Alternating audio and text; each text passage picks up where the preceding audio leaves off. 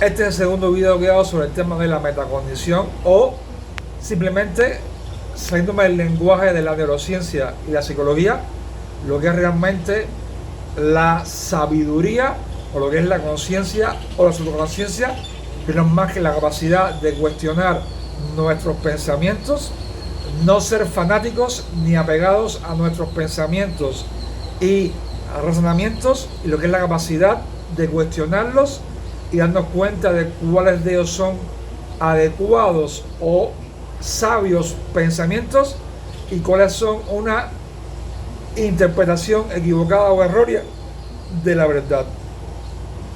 Ya expliqué en el video anterior cómo surgen los bloqueos de la metacognición y qué seres humanos tienen bloqueada la inteligencia superior, que es la metacognición. Aunque mucha gente cree y piensa que la lógica y tener un alto coeficiente de inteligencia es ser más inteligente, realmente la neurociencia y la psicología contemporánea ya demostraron y descubrieron que la verdadera superior inteligencia es lo que le llaman metacognición, que las antiguas culturas le llamaban supraconciencia o conciencia o sabiduría. Entonces, ¿qué aprendí yo de Buda? Y lo aprendí no como un acto de creer al 100% todo esto, sino que lo aprendí en un retiro de meditación Vipassana, que es la técnica de meditación que enseñaba Buda. Y cuando me enseñaron que no todos nuestros pensamientos son verdad y que algunos son erróneos o distorsiones de la percepción real de la realidad, cuando me senté a meditar y empecé a observar mis pensamientos y a descubrir el contenido de mis pensamientos, me hice consciente de cómo realmente poder percibir la realidad tal y como era. De hecho, Vipassana significa, traducido al español, ver la realidad tal y como es.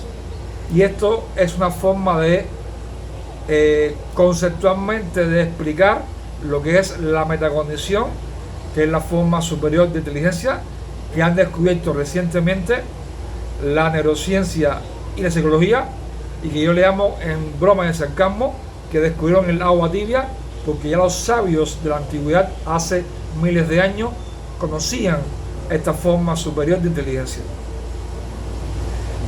Entonces, cabe la gran pregunta: ¿cómo puedo yo saber cuáles de mis pensamientos son una percepción nítida, auténtica, sabia de la realidad, y cuál es una distorsión equivocada de la realidad, si no es en la lógica y en el razonamiento? Porque todos los pensamientos aparentemente pueden ser lógicos y racionales, pero incluso los pensamientos erróneos son también lógicos y racionales.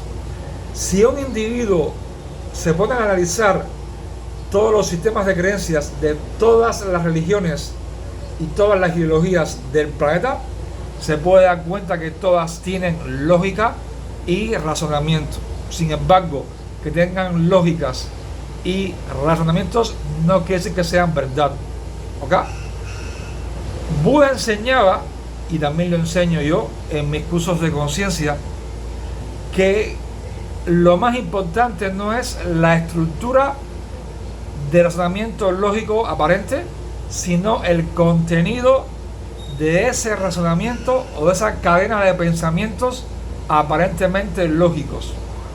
¿Qué es el contenido de un pensamiento? No es más que la emoción. Detrás de un pensamiento, la neurociencia descubrió que hay siempre una emoción que da origen a ese pensamiento. Y a su vez, ese pensamiento o esos pensamientos, si creemos que son verdad, van a producir y hacer que la emoción que le dio origen se incremente dentro de nosotros. Hay vibraciones, emociones en sí mismas, que son de baja densidad, y hay emociones, aunque realmente no uso o no me gusta usar el término de emoción, yo prefiero usar atributo del ser o de la conciencia, pero para que todos me puedan comprender, hay emociones que pueden ser de alta vibración, que yo realmente no las clasifico como emoción. Eso es un video aparte, pero no lo explico en este video. Hay vibraciones como el amor, la paz, la alegría, que cuando tenemos procesos de pensamiento ideológicos que están enlazados con ellos, siempre son una percepción real y verdadera y auténtica de lo que estamos percibiendo, y estamos realmente en sabiduría percibiendo la realidad tal y como es. En cambio, cuando tenemos procesos de lógica y de razonamiento que su contenido es una emoción densa, como miedo, ansiedad, odio, rencor, tristeza, desesperación, angustia, etc., Buda enseñaba que esos pensamientos o esas cadenas de pensamientos aparentemente lógicos y coherentes realmente son una percepción errónea y distorsionada de la verdad. Quiere decir que cuando estamos percibiendo un evento, una determinada situación con alguien más, estamos percibiendo, juzgando situaciones de la vida cotidiana, y nos damos cuenta o observamos esos pensamientos y esas lógicas y razonamientos están enlazados con una emoción densa, quiere decir que estamos teniendo una percepción errónea o distorsionada de la verdad. Lo opuesto de la metacondición o de la conciencia es la arrogancia y la soberbia. La arrogancia y la soberbia no empieza cuando vemos a alguien actuando y comportándose con arrogancia y soberbia. Comienza cuando sus pensamientos son arrogantes y soberbios.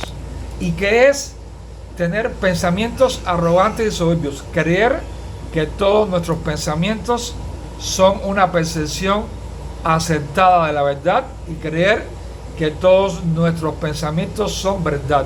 Ahí comienza el surgimiento de la arrogancia y de la soberbia.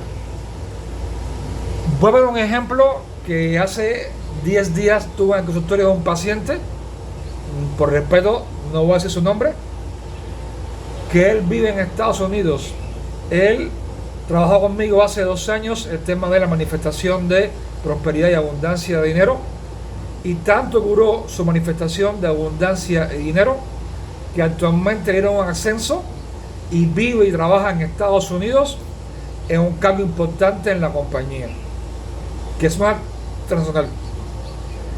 Lleva unos pocos meses viviendo en Estados Unidos y tuvo el desagradable evento donde un domingo fue a comer a un restaurante con su esposa, fue al baño y saliendo del baño una nativa, una estadounidense, armó un escándalo y lo acusó de haber acusado o haber acosado sexualmente a su hijo de menos de 10 años, y fue realmente un falso que levantó la mujer. Para hacer la historia, casi se busca un conflicto con migración.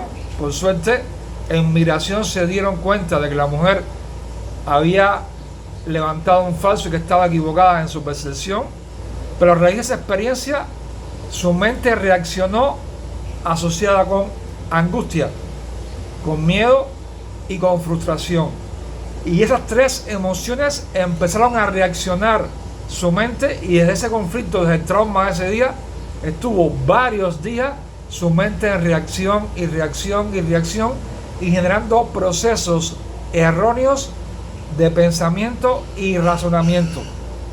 Y él concluyó y se formó creencias negativas en el subconsciente, como por ejemplo que tenía que hacerse pequeño para evitar que lo discriminaran, tenía que hacerse pequeño para evitar que lo deportaran para México, tenía que hacerse pequeño cuando interactuara con los norteamericanos, y otro grupo más de creencias que se autogeneró en el subconsciente y que por la influencia de esta densidad emocional creyó como verdades.